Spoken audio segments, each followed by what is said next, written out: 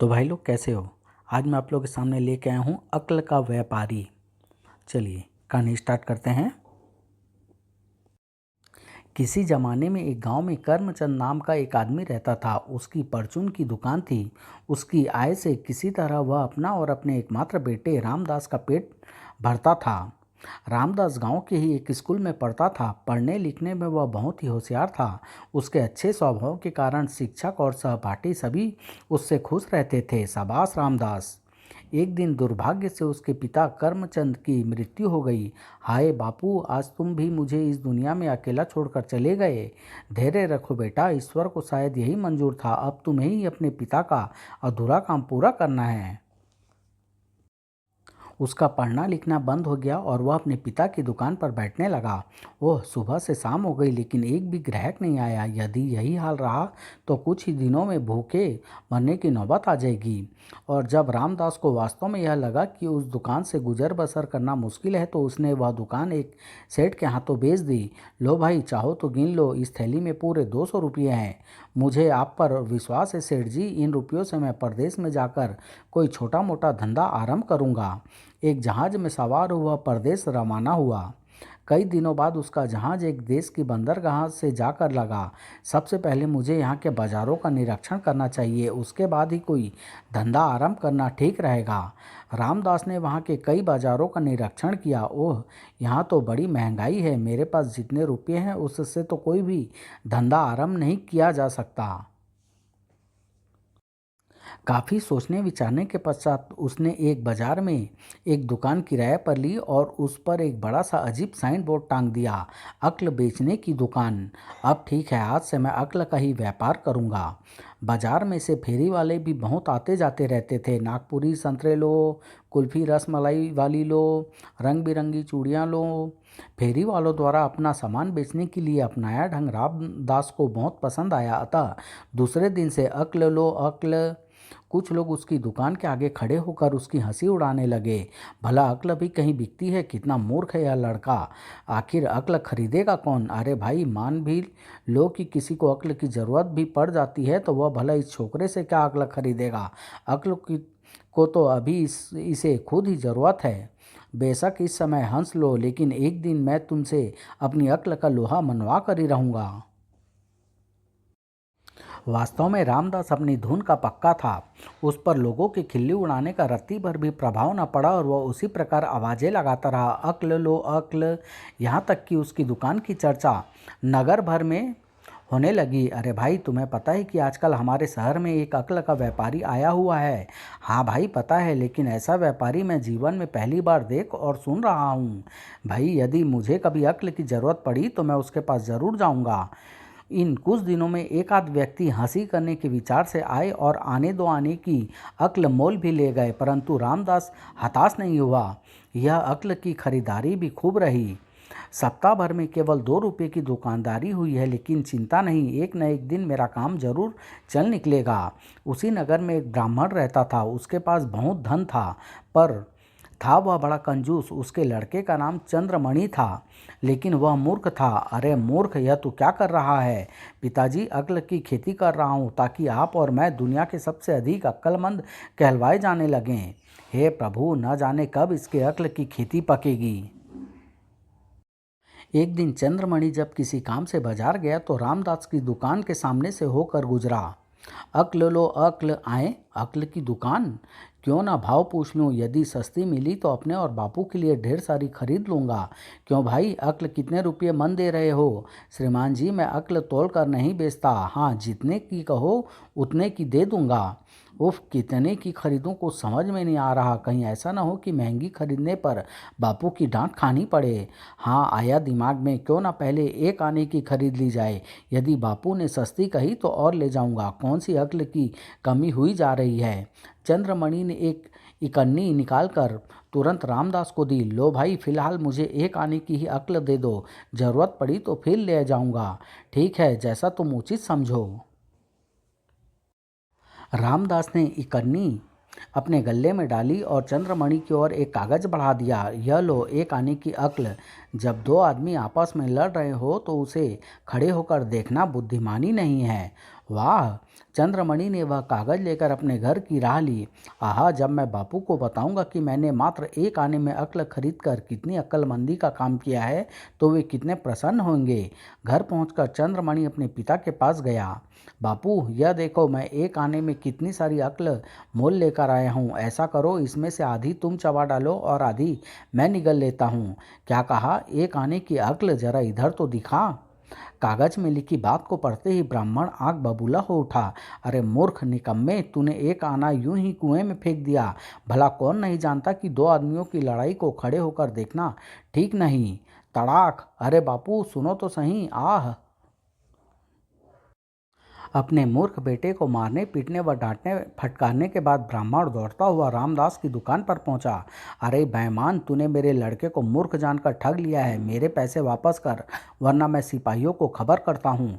आप व्यर्थ ही नाराज हो रहे हैं श्रीमान जी। आपका लड़का अपनी इच्छा से अक्ल खरीद कर ले गया था। फिर भी यदि आप चाहें तो मेरी चीज़ मुझे वापस करके अपने पैसे वापस ले सकते हैं। ले अपनी चीज़ और मेरे पैसे वापस कर। ऐसे नहीं श्रीमान जी, आपको लिख कर देना होगा कि आज से आपका लड़का मेरी दी शिक्षा को नहीं मानेगा और जहाँ दो आदमी आपस में लड़ते होंगे वहाँ वह खड़ा रहकर उनकी लड़ाई देखता रहेगा। नहीं, मैं ऐसा लिख कर नहीं दे सकता। अब तक वहाँ एकत्रित हो गए लोगों ने रामदास का पक्ष लिया। पंडित जी, यह लड़का ठीक ही तो कह रहा है। इसकी बात मानिए और अपने पैसे वापस ले जाइए। हाँ हाँ पंडित जी, यही न्याय है। ठीक है, यदि ये सब यही कहते हैं तो मैं लिख देता हूँ। ला रे लड़के, एक कागज़ और एक कलम दे। रामदास ने तुरंत एक सादा कागज़ और एक कलम उसकी ओर बढ़ा दिया। ब्राह्मण ने रामदास का कहा उस पर लिखा और पैसे लेकर अपने घर की राह ली। उस देश के राजा की दो रानियां थीं।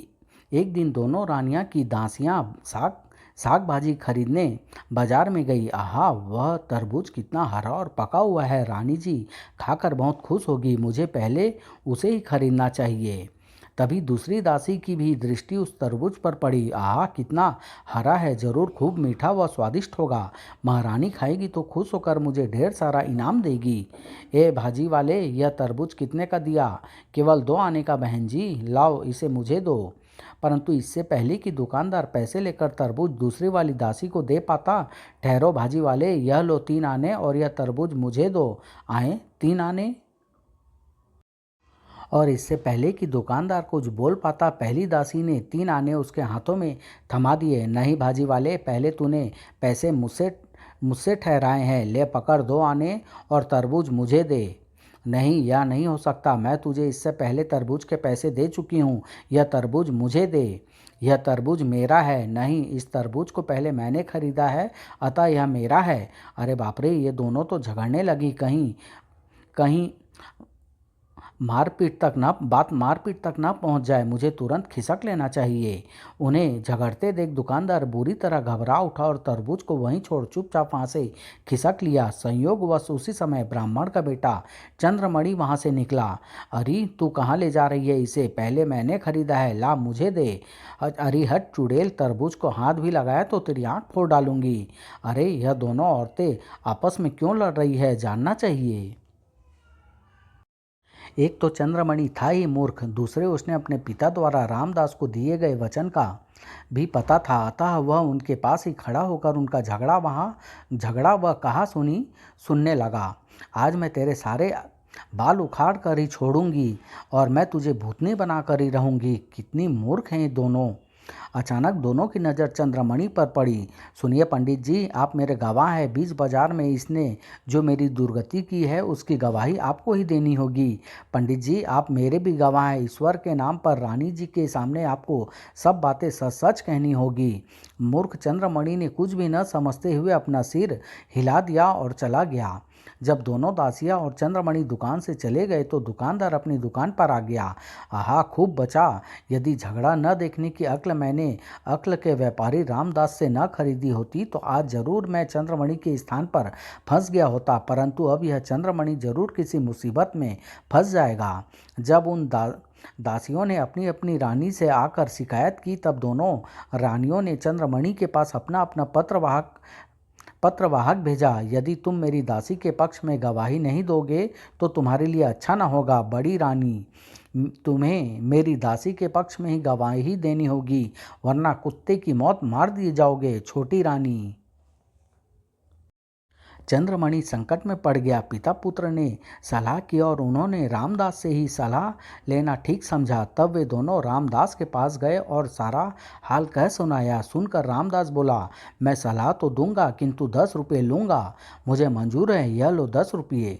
सुनो भाई, तुम राजा के सामने पागल बन जाना और जब तुमसे कुछ पूछा जाए तो अंट संट बक देना। बहुत अच्छा भाई।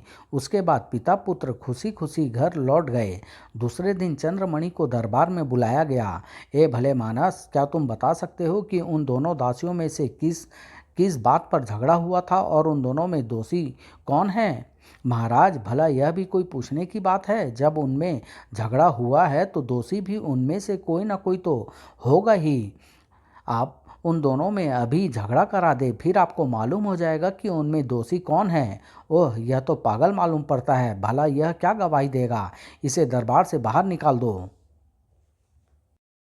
जब बाप बेटे महल से बाहर निकले, देखा बापू, झगड़ा देखने के बाद भी मैं कितनी आसानी से बच गया।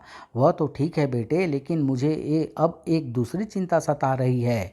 यदि किसी दिन राजा को यह पता चल गया कि तुम वास्तव में पागल नहीं हो बल्कि तुमने जानबूझकर पागल बनने का ढोंग किया था, तो फिर क्या अंजाम होगा? अरे, यह अक्ल की बात तो मैंने सोची ही नहीं थी। क्यों ना हम इस संबंध में भी उस अक्ल के व्यापारी से सलाह लें। ठीक कहते हो, चलो उसी के पास चलते हैं। वे दोनों रामदास के पास गए और अपने मन का संदेह उनसे कहा। ठीक है, मैं इस मुसीबत से भी तुम्हें छुटकारा पाने का उपाय बता सकता हूँ, लेकिन रुपये पूरे 100 लगेंगे। 100 रुपये? अरे भाई, कुछ तो कम करो। परंतु रामदास उनके काफ़ी मिन्नतें करने के बाद भी एक थैला कम करने के लिए तैयार नहीं हुआ। मरता क्या न करता। लाचार हो उसने 100 रुपये की थैली उसके आगे कर दी। लो भाई, यह संभालो 100 रुपये की थैली और झटपट इस मुसीबत से छुटकारा पाने की अक्ल दे दो। जरूर जरूर। सुनो, किसी दिन राजा के पास जाकर सब कुछ सच सच कह देना, तुम सारी मुसीबत से छुटकारा पा जाओगे। ठीक है भाई, जैसा तुमने कहा वैसा ही करेंगे। चलो बेटा, तुम्हारी मूर्खता का खूब दंड भुगतना पड़ा। उसके बाद दोनों पिता पुत्र वापस घर लौट गए। और एक दिन मौका देखकर चंद्रमणि राजा के पास पहुंचा और उसे सारी बात सच सच कह सुनाई। ए ब्राह्मण पुत्र, हम तुम्हारी बुद्धिमानी से अत्यंत प्रसन्न हुए। निसंदेह यदि तुम उस दिन पागलपन का ढोंग न रचते तो एक न एक रानी के कोप का भाजन जरूर बन जाते। जाओ, हमने तुम्हें क्षमा किया। राजा को प्रसन्न जानकर चंद्रमणि ने रामदास के बारे में भी सब कुछ सच सच बता दिया। ओह, यदि तुम्हारा कहा सच है तो निसंदेह वह लड़का बहुत ही बुद्धिमान है। हम भी उससे अक्ल खरीदेंगे। अब तुम जा सकते हो। जो आज्ञा महाराज। अगले दिन ही राजा ने रामदास को अपने दरबार में बुलवा भेजा। सुनो ए अक्ल के व्यापारी, क्या तुम मेरे हाथ अक्ल बेचोगे? मुझे कोई इनकार नहीं अन्नदाता, लेकिन 2 लाख रुपये मूल्य लूँगा। राजा ने तुरंत खंजासी से कहकर रामदास को 2 लाख रुपये दिलवा दिए। रुपयों से भरी थैलियाँ लेने के बाद रामदास ने एक कागज पर कुछ लिखा और वह कागज राजा की ओर बढ़ा दिया। महाराज की हमेशा जय जयकार हो। आपके द्वारा दी गई रकम की अक्ल इस कागज में है महाराज, इसे संभाल कर रख लीजिए। बिना सोचे समझे और अच्छी तरह विचार किए बगैर कोई काम न करो। ओह, बहुत खूब। हम तुम्हारी दी हुई अक्ल से अत्यंत प्रसन्न हुए रामदास। जरूरत पड़ेगी तो हम तुमसे और अक्ल खरीदेंगे। अब तुम जा सकते हो। बहुत बहुत धन्यवाद महाराज। और राजा ने रामदास की उस शिक्षा को अपने पलंग पर चिपका दिया। वाह, क्या अक्ल की बात कही है उसने। कुछ दिनों बाद राजा अचानक बीमार पड़ गया। महामंत्री, जो कि काफ़ी समय से राजा को मारने की फिराक में था, उसे यह समय अनुकूल लगा। यही उचित समय है। यदि राजवैद्य को अपनी ओर मिलाकर राजा को दवा में विष मिलाकर पिला दिया जाए तो मेरे मार्ग का कांटा आसानी से साफ हो जाएगा तथा किसी को राजा की मृत्यु पर संदेह भी नहीं होगा। शीघ्र ही मंत्री ने लालच देकर राजवैद्य को अपने साथ मिला लिया और एक दिन राजा की दवा में विष मिलाकर राजवैद्य को राजा के पास भेज दिया। लीजिए महाराज, इस दवा को पी लीजिए, मुझे विश्वास है कि इस दवा से आप बिल्कुल अच्छे हो जाएंगे। हम भी यही चाहते हैं वैद्यराज, पता नहीं हमारे पीछे राजकार्य कैसा चल रहा है और प्रजा कैसी होगी। परंतु राजा ने जैसे ही दवा पीनी चाहिए उसकी दृष्टि पलंग पर लगे उस शिक्षा पत्र पर पड़ गई जो रामदास ने उसे 2 लाख रुपये में दिया था। बिना सोचे समझे और अच्छी तरह विचार किए बगैर कोई काम न करो। न जाने क्यों उस शिक्षा का ध्यान आते ही राजा दवा को ध्यानपूर्वक देखने लगा। ओह, मारा गया, लगता है महाराज को दवा पर संदेह हो गया है। अगले पल, मुझे क्षमा कर दीजिए महाराज, इसमें मेरा कोई कसूर नहीं। मंत्री जी के दबाव में आकर मुझसे यह भूल हुई है। उन्हीं के कहने पर मैंने आपकी दवा में जहर मिलाया था। क्या? ओह, रामदास की दी अक्ल ने आज मेरे प्राण बचा लिए। राजा ने तुरंत सैनिकों को बुलाया। राजवैद्य को इसी समय कारावास में डाल दो और महामंत्री को तुरंत हमारे पास भेजो। जो आज्ञा महाराज। हुक्म पाते ही महामंत्री घबराया हुआ हाजिर हुआ। आज्ञा करे महाराज, मेरे लिए क्या हुक्म है? हम बिल्कुल ठीक हो चुके हैं महामंत्री, लेकिन आपके चेहरे से लगता है कि आप बहुत अस्वस्थ हैं। लीजिए, राजवैद्य द्वारा तैयार की गई दवा आप पी लीजिए, शीघ्र ही बिल्कुल ठीक हो जाएंगे। महामंत्री को समझते देर नहीं लगी कि उनका भांडा फूट चुका है। मुझे क्षमा कर दीजिए महाराज, मुझसे भूल हुई। नहीं, तुम जैसे गद्दार और आस्तीन के सांप को मैं माफ़ नहीं कर सकता। सैनिकों, ले जाओ इसे और बीच बाजार में इसकी गर्दन उतार दो। दया महाराज, दया। सैनिक मंत्री को पकड़ कर ले गए।